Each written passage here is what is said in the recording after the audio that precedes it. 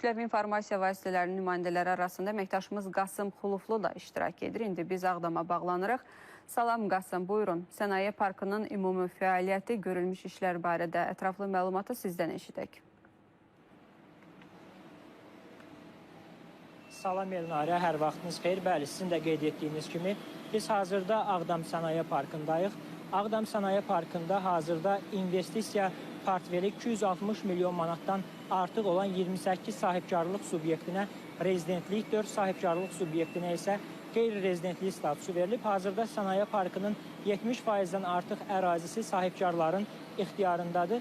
Qeyd edim ki, bura qısa müddət ərzində yaranmasına baxmayaraq, Ağdam Sənaye Parkı rezident sayına görə Sumqayıt Kimya Sənaye Parkından sonra ölkə üzrə ikinci, Qarabağ ərazisində isə ən böyük istehsal mərkəzidir. Burada görülən işlərə sahibkarlar ümumilikdə 115 milyon manat investisiya yatırıblar və hazırda burada 650-dən artıq şəxs daimi işlə təmin olunub. Ümumilikdə isə 9 müəssisə tam gücü ilə fəaliyyət göstərir, 5-dən artıq müəssisədə isə tikinti işləri aparılır. Qeyd edim ki, cari ildə burada tütün məmulatları müəssisəsinin fəaliyyətə başlaması da gözlənilir.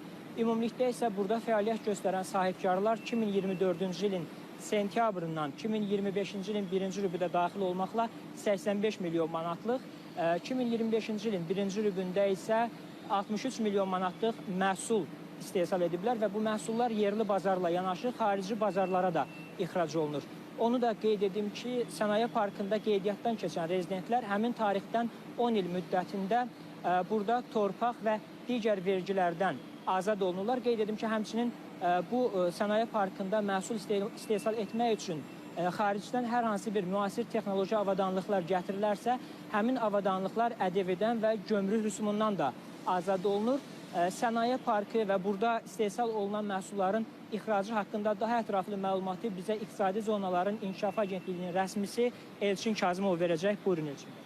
Bəli, düzgün vurğuladınız ki, Ağdam Sənaye Parkında istehsal edilən məhsullar daxili bazarın tələbatını ödəməklə yanaşı artıq ixracı istiqamətində də müəyyən uğurlar əldə edilir.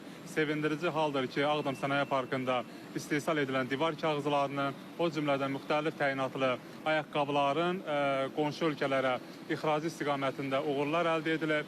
Bəli, Ağdam Sənaye Parkı da bugün əlamətdar hadisələrdən birinə şahidlik edirik. Belə ki, Azərbaycan ilk dəfə olaraq Qazaxıstana xüsusi qoruyucu və poliuretan çəkmələrin ixracına başlayır.